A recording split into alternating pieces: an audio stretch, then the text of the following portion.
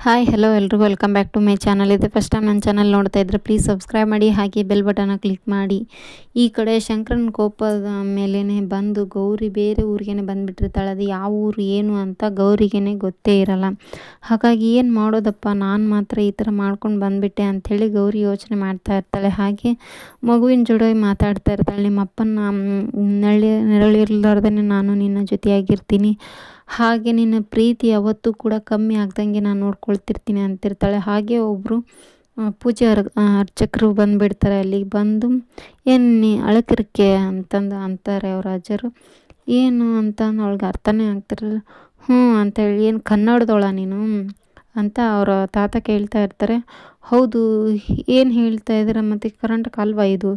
ಇಲ್ಲಮ್ಮ, ಇದು ಕರ್ನಾಟಕ ಅಲ್ಲ, ತಮಿಳ್ನಾಡಿಗೆ ಬಂದಿದೆಯಾ ನೀನು? ತಮಿಳ್ನಾಡಿಗೆ ಬಂದುಬಿಟ್ಟು ಏನು ಯಾವ ಊರು ಅಂತ ಕೇಳ್ತಾ ಇದೆಯಾ ನೀನೇ? ಅದು ಹೇಗೆ ಬಂದೆ ನೀನು ಅಂತ ಕೇಳ್ತಾ ಇರ್ತಾರೆ ಅರ್ಚಕರು. ಆದರೆ ಏನು ಹೇಳಬೇಕು ಅಂತಲೇ ಅರ್ಥ ಆಗ್ತಾ ಇರಲ್ಲ, ಅಳ್ತಾ ಇರ್ತಾಳೆ. ಅದನ್ನು ನೋಡಿಬಿಟ್ಟು ಅರ್ಚಕರು ಹೇಳ್ತಾರೆ, ಯಾಕಮ್ಮ ಅಳ್ತಾ ಇದೆಯಾ ನೀನು? ನಿನ್ನ ಮನಸ್ಸಲ್ಲಿ ಏನು ನೋವಿದೆ ಅಂತ ನನಗೆ ಗೊತ್ತಿಲ್ಲ, ಆದರೆ ಇದು ದೊಡ್ಡ ಊರಮ್ಮ.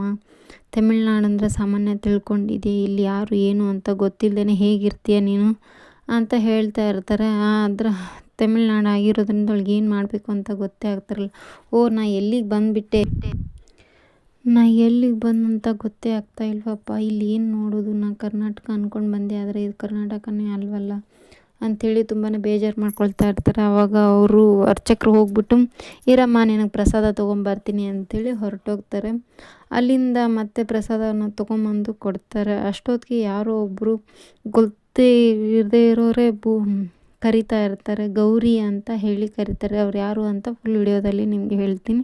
Thank you for watching, keep support, thank you.